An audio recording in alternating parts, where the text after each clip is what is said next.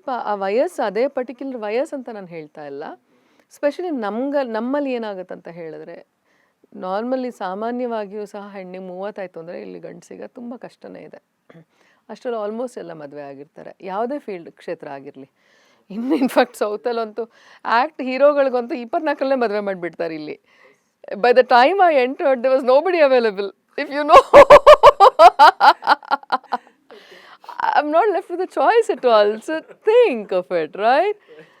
So ಅವ್ರವರಿಗೆ ಅಲ್ಲಿ ತಂದೆ ತಾಯಿಯರಿಗೆ ಅವ್ರವ್ರಿಗೆ ಏನೇನೋ ಇನ್ಸೆಕ್ಯೂರಿಟಿ, ಆಮೇಲೆ ಮಗ ನಾಳೆ ಸಿಗಲ್ಲ ಕೈಯಿಂದ ಅಂತ ಹೇಳ್ಬಿಟ್ಟು ಅವ್ನು ಬೇಗ ಕಟ್ಟಾಕ್ಬೇಕಂತ ಅವನಿಗೆ ಬೇಗ ಮದುವೆ ಮಾಡಿಬಿಡ್ತಾರೆ. ಇಲ್ಲಿ ಬಾಕಿ ಹೆಣ್ಮಕ್ಳ ಕತೆ ಏನಂತ ಅವ್ರು ಯೋಚನೆ ಮಾಡಲ್ಲ.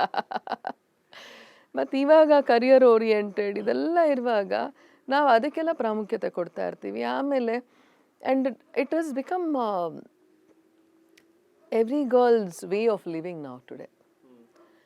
ಏನಂದರೆ ಅವಳ ಲೈಫ್ ಸ್ಟೈಲನ್ನು ಅವಳು ಆಯ್ಕೆ ಮಾಡ್ಕೊಳ್ಳೋ ಅಂಥದ್ದಾಗಿದೆ ಈಗ. ಅದಕ್ಕೋಸ್ಕರ she'll be thriving for it ಅಲ್ಲ, ಆ್ಯಂಡ್ ಶಿ ವರ್ಕ್ಸ್ ಹಾರ್ಡ್. ಅದು it has change a lot of thing. ಅದರಲ್ಲೆಲ್ಲ ಮುಳುಗಿರೋದ್ರಿಂದ ಈ ಕಡೆಗೆ ನಮಗೆ ಸಮಯನೂ ಸಿಗಲ್ಲ. ಯಾವಾಗ ನಮಗೆ ಸಮಯ ಇದೆ ಅನ್ಬೇಕಾದ್ರೆ ಅದಕ್ಕೆ ಪೂರಕವಾದಂತಹ ಏನು ನಮಗೆ ಪಾರ್ಟ್ನರ್ ಬೇಕಾಗ್ತಾರೆ ಅವ್ರು ಸಿಗಲ್ಲ. ಅಪ್ಪಿ ಸಿಕ್ಕರೂ ಸಹ, even if you are in a relationship ಅಂದರೆ there are much more other attached issues to it, ಅಥವಾ ಒಂದೇನೋ ಕಾಂಪ್ಲಿಕೇಶನ್ಸ್ ಇರುತ್ತೆ.